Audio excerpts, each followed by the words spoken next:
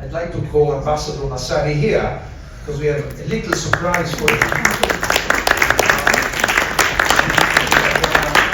Recognizing with our award, if I can read, of GEI, Gruppo Esponenti Italiani, the board, on the occasion of the conclusion of the 50th anniversary, of its 50th anniversary celebration, the board of GEI recognized Ambassador Maurizio Massari, permanent representative of Italy to the United States, with the Transatlantic Leadership Award for his distinguished diplomatic service, his steadfast commitment to multilateral dialogue and cooperation, and the vital role he has played in representing Italy with integrity and vision on the global stage. Marking the 80th anniversary of the United Nations and the 70th anniversary of Italy's membership in the United Nations, his leadership has exemplified and reinforced our country, long-standing and as a trusted and respected voice in international affairs. Maurizio.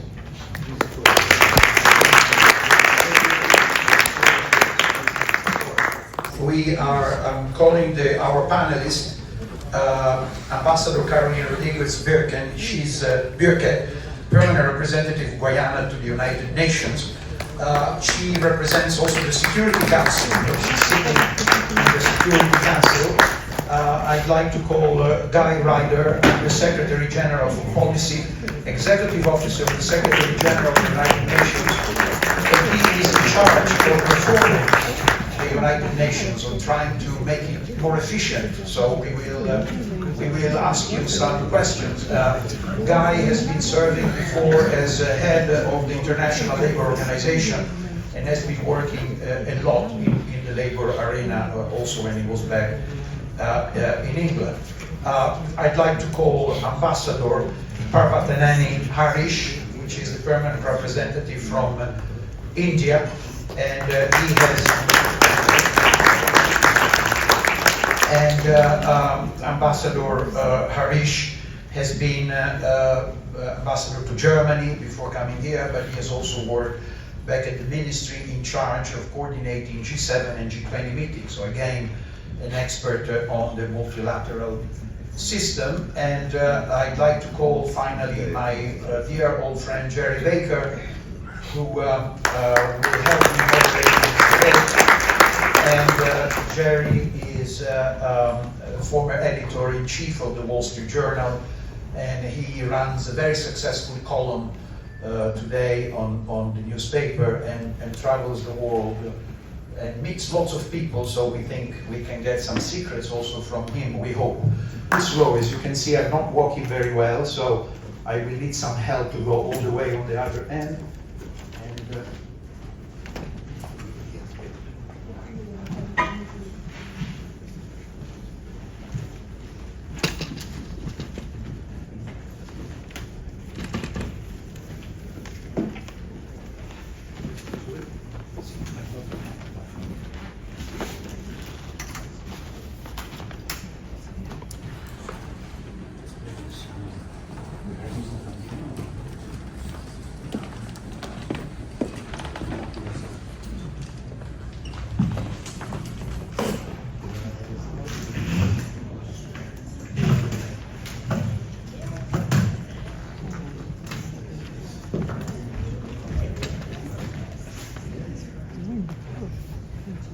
Okay.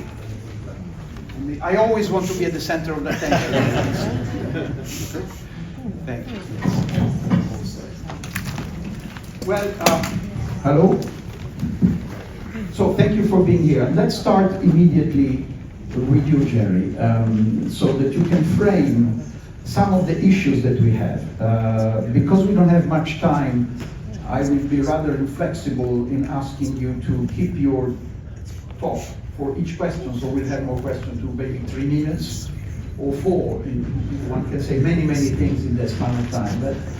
But Jerry, so the question from you starts from the United States. And what is happening in the multilateral system with this administration? And more importantly, are we risking a permanent change of the leadership role that the US has had over the past 80 years in trying to promote democracy and stability? Thank you very much indeed, Mario. You've hit me with a particularly large question there, but I'll try and deal with it in 3 or 4 minutes. 3 minutes, sorry. I've already used up about half a minute, so that's too much. It's a real pleasure to be here. Thank you all for being here. I must say I feel slightly the odd person out here, as I'm not remotely diplomatic. I'm not qualified at all to be in this very distinguished company of diplomats, but I'm probably the least diplomatic person. That's why we had you here. I'm probably the least diplomatic person you'll meet. Although as a member of the media, you know, the media are not very held in very high esteem anymore in this country, but I'm always reminded that, the ambassadors also have their challenges. The famous British line, I think, which the definition of an ambassador is an honest man sent abroad to lie for his country, I think. So we in the media think we get into trouble, but I'm sure the ambassadors do too. Look, Mario, I mean, I think everybody here probably knows the answer to your question or has their own view on the answer to your question. I'd certainly like to hear what the various diplomats here think. But yeah, clearly we have a radically different US administration from anything that we've seen, certainly in the post-Cold War period, probably since the Second World War, and possibly in the entire time that America has been a global power. Donald Trump has a pretty clear, pretty hard-headed, pretty cold-eyed view of the way in which he wants to conduct US foreign policy. It is about the pursuit of the American national interest in I would say, a very, still narrow and perhaps short-term. I'm trying to be too controversial here, or provocative, but in a narrow and short-term way. I think he rejects, and I think his chief foreign policy advisors and practitioners rejects much of what has gone before in terms of US foreign policy and US strategy. They think that the benefits of American leadership and the American leadership of the global liberal order, it's been called, are questionable, but are now significantly outweighed by the costs. They take a much more, if you like, zero-sum view of the world in terms of America's relations with the major powers and whether they be allies or adversaries. They take a materialist view of that, which is very much emphasizing economics, commerce, and finance first. Saw that very clearly from the president's trip to Arabia last week, where we saw him really emphasizing America's economic interest, and really in that speech in Riyadh dramatically de-emphasizing what might be termed traditional American foreign policy idealism. And I think we have, to sum it up, I would say, Mario, we have a president and an administration, and now whether this survives this administration, that's a topic for another conversation. But we have a president and administration that takes a transactional, an opportunistic, and even in some respects a predatory approach to the world, emphasizing alliances, de-emphasizing the idea of liberal values and of shared liberal values, and firmly emphasizing America's narrow national interest in economic, commercial, and of course security terms. So yeah, that is radically different from any, I'm old enough, I've been in America, tell from my accent, I grew up in England, but I've lived in America for 30 years. I've covered the Clinton administration, the Bush administration, the Obama administration, first Trump and Biden, and now this. And their American presidents have been controversial in the past. We all very well remember the Gulf War and President Bush's first term, and how controversial and how challenging to the world all of that seemed, the idea of a multilateral world order. Bush was accused of being a unilateralist. As we know, this administration, the Trump administration, makes George W. Bush look like the ultimate sort of multilateralist. So yeah, it is a radically different American approach to the world, which rejects many of the principles and values and ideals on which foreign policy has been built in this country over the last 50 years. As I say, whether it survives, we'll see, but that's certainly what we can expect in the next few years. Thank you so much, Jerry. So this, I think, sort of lays the ground for the conversation, starting with the 80th anniversary. So what does this mean for the United Nations? What does this mean for each of you in working in the multilateral organization that was first designed by Woodrow Wilson and was the League of Nations, and then was refounded after the Second World War, and it's still there. But how do you deal with that, Maurizio? Why don't you start thinking a bit about the 80th anniversary and the 7th anniversary of Italy? Thank you very much again for putting up this panel. I think that 80 years is the moment for kind of stock taking of what the UN experience has been all about.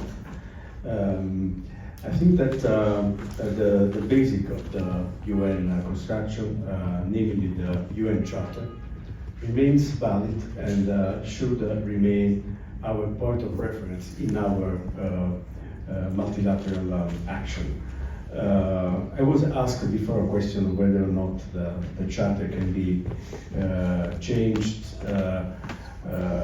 I explained it's very difficult to change the charter for very obvious reasons. You need the agreement of the P5 members, but it's important to respect the charter. This is the issue number one. I think that in that sense, the charter remains, in my view, very important for all of us. Then, besides the charter, we should not forget that the UN has done a lot of good things.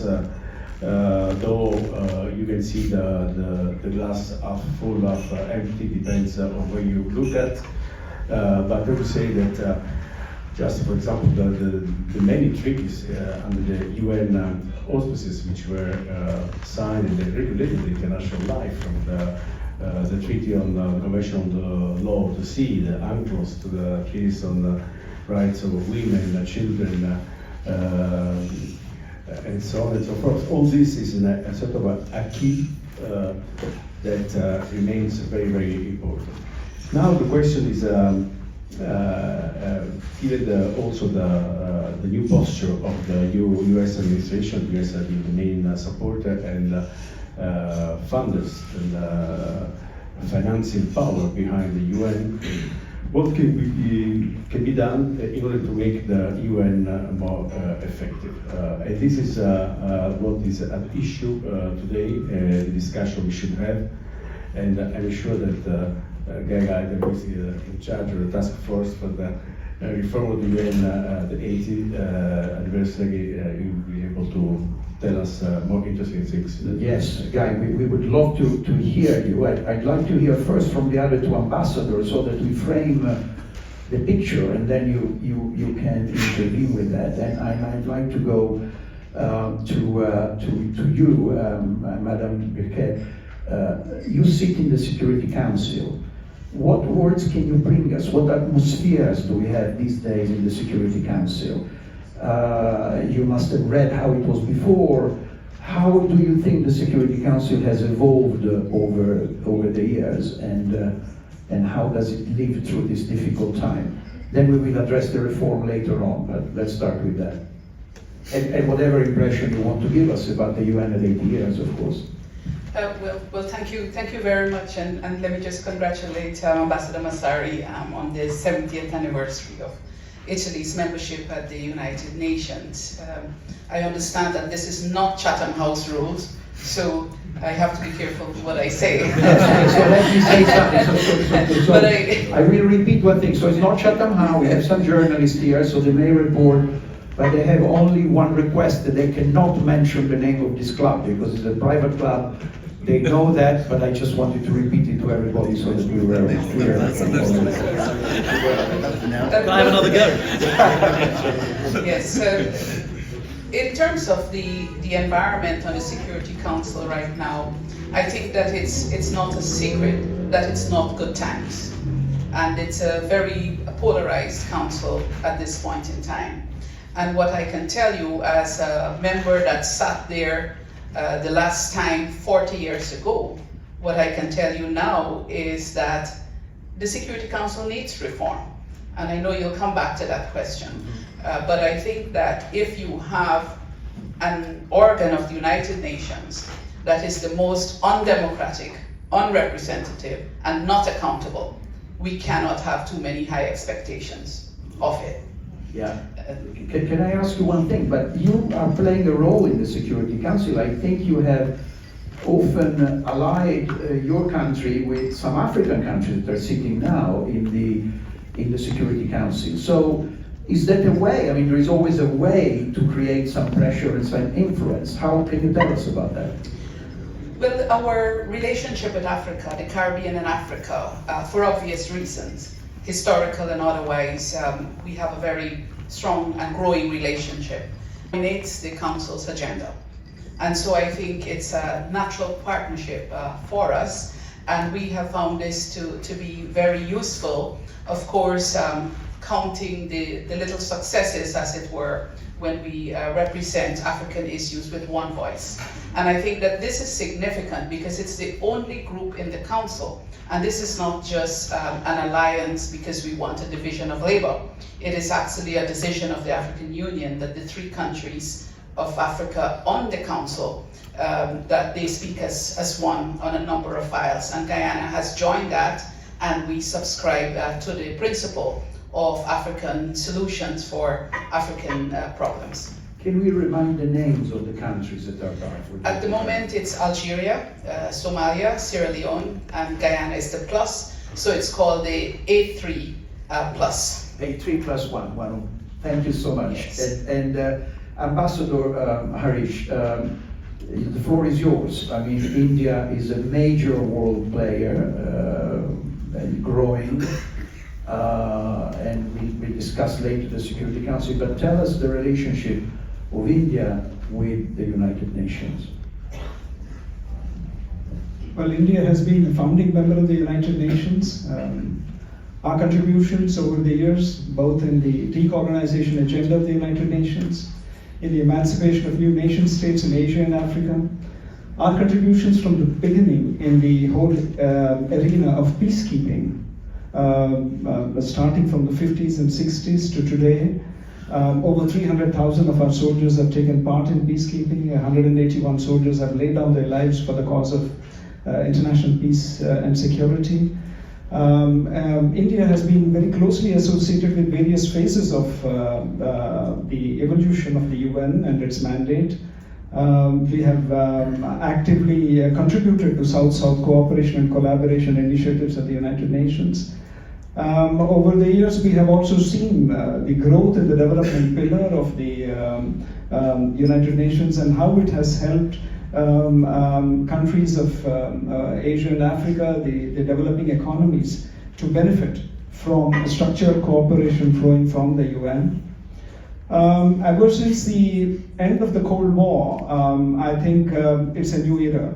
Let us face it, the last 35 years, more or less coinciding with my working in the foreign service as a diplomat, has meant a complete change in demography globally.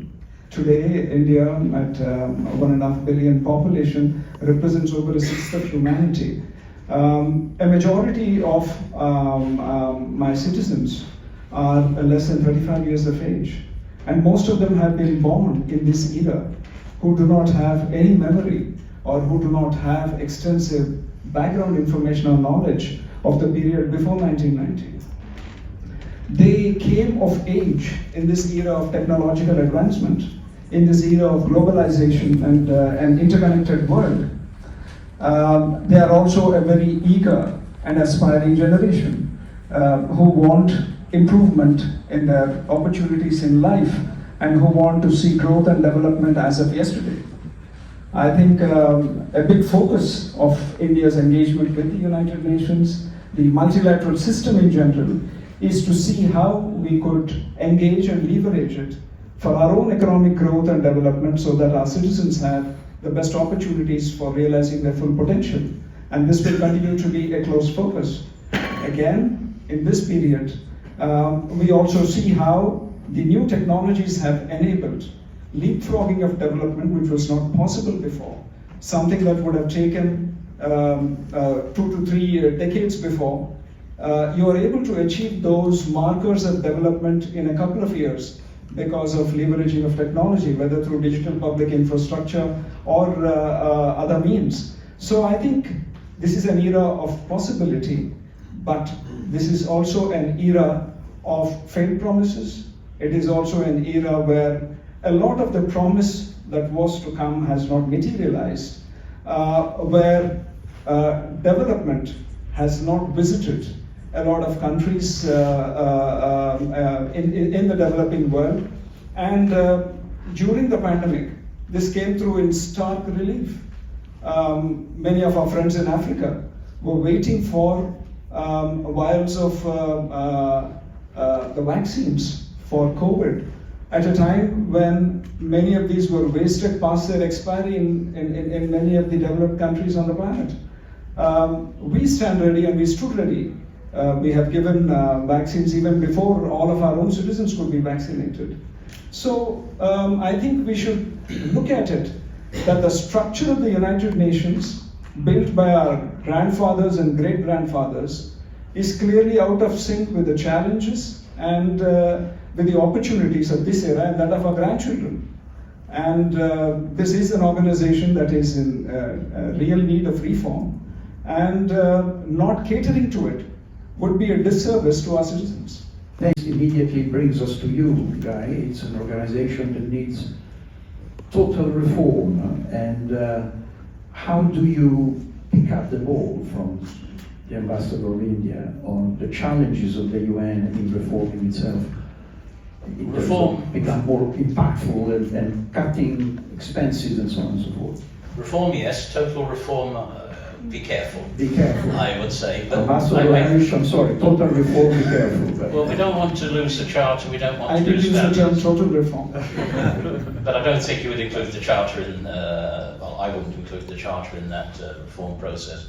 Can I just say how well this panel has set up the discussion? Because, if you like, my four colleagues have encapsulated the circumstances in which the United Nations encounters its 80th anniversary. So Ambassador Massari has emphasised, and I think quite correctly, and that's why I somewhat lightly take issue with the notion of total reform, with the enduring values of and mission of the United Nations, the Charter. I think there is no doubt that whatever our current political circumstances, the vast majority of our member states subscribe wholeheartedly to the values set out in the Charter, the goals that we pursue together. I don't think they're in question.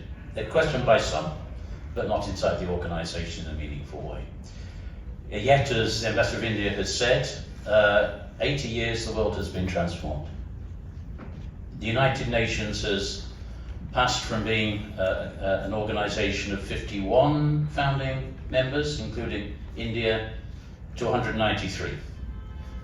And yet we're still operating with many of the mechanisms and processes with which we were born. It's like the United Nations is still wearing the clothes that we had when we were born, and unsurprisingly 80 years later we're somewhat uncomfortable and constrained by those clothes.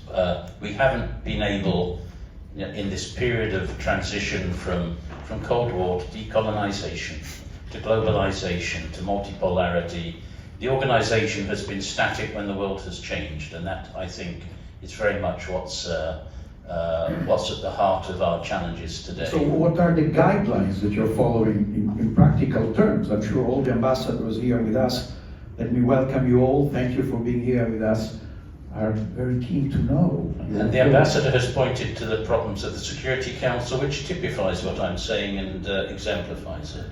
And then we're in this political environment, which is highly conditioned by what has happened in the United States, but not entirely conditioned. Let's face it, global politics are changing. It's not only the United States which is exhibiting very changed attitudes towards multilateralism, it is more than that. So I would say the diagnostic for the United Nations is that we have been static when the world has changed. We are faced with a set of circumstances which are challenges politically, financially, there's no hiding away from that reality. We face very important resource constraints, but I also think there's even a values issue behind it, because there's a questioning of the very values of multilateralism, and that I think goes beyond surface political considerations. So what are we going to do? The Secretary General, in my view, very wisely has decided to use this 80th anniversary not for a celebration, although we celebrate Italy's 70 years with us, but to take a very hard, cold look at ourselves, subject ourselves to the type of scrutiny, rigorous scrutiny, which it is incumbent on us to do. And so we are using our 80th anniversary to look at our efficiencies, all the things you would expect an organisation, a complex organisation to do, to look at the way we implement the mandates that our member states hand down to us, and they are multiple, and also to look at the structures which have evolved over 80 years in a somewhat unpredictable and to some extent illogical way. So we need to do all of that. But here is the point. The Secretary General, I think, is taking his responsibilities in proposing change. He proposes, member states dispose, they decide. And I think the challenge of this organisation, yes indeed, it needs the leadership and the Secretariat to step up and face up to its responsibilities. But together in a divided world, we face this extraordinary challenge of coming together to make the United Nations fit for the future. And that sounds like a sort of a trite cliche. But finding agreement on change, even when there is almost absolute agreement on the inadequacies of existing circumstances, is quite difficult. We sort of know what we don't want, and a lot of what we have we don't want, but we have an extraordinarily difficult time coming together, as we must, to find a path forward and make those reforms, which I think the colleagues who have already spoken have pointed to. Thank you. Ambassador Harish, let me come back to you for a moment, because within this context and what you just said at the end of your intervention, you spoke a lot about economics. And India is playing a crucial role from an economic viewpoint as an alternative to China, and as a growing power economically. You said it yourself that you want to grow and to have more influence. So what can you tell us about that? Is there something that your government is doing in order to occupy some of the spaces that may be closed by China? I think when you are 1/6 of humanity, you're not comparing yourself with another country, but working to improve the lives of your own countrymen, of your own citizens. So I would focus on the fact that when we are seeking to improve, when we are seeking to grow, when we seek to provide new opportunities to our citizens, the fact is you want to see the country in a better place, you want to see them in a better place, because what India does with these opportunities at scale has consequences not just for India and her citizens, but for the world at large and for all our friends and partners in Africa and Asia and around the world. When we, for example, are able to leverage digital public infrastructure, digital technologies, to have a national biometric identity for 1.4 billion people, to have a national digital payment system which enables a nationwide system that brings financial inclusion for 500 million of our citizens who are outside the financial system and are able to do it in a year and a half or so. I think these have consequences not just for us. When we are able to use this to leverage to vaccinate 1.4 billion people twice over in a manner of a few months, when we are able to put in place systems for education, including education that enables children across 30 languages and maybe 50 or 60 different education boards to use these digital tools to learn education at their own pace and at their convenience. I think these are our experiences which we have not put it under any kind of patent. We have developed it as a free open source resource for any of our friends and partners to use, to adapt and to leverage for their own development processes. So I think a lot of the focus that we do here is at scale for a country of our size and numbers, which has enormous consequences for achieving our sustainable development goals at the global level. When India localizes SDGs and takes it down to the level of provincial governments and districts, I think the experience of being able to do that and set district level targets for SDGs is something that UNDP is able to take over and take it to other parts of the world. So I think I would look at it primarily as India's growth story for her own citizens, rather than look at it as an alternative or in comparison to any other country. I think the very fact if you're a sister of humanity, you focus on yourselves, and that has consequences for the world at large.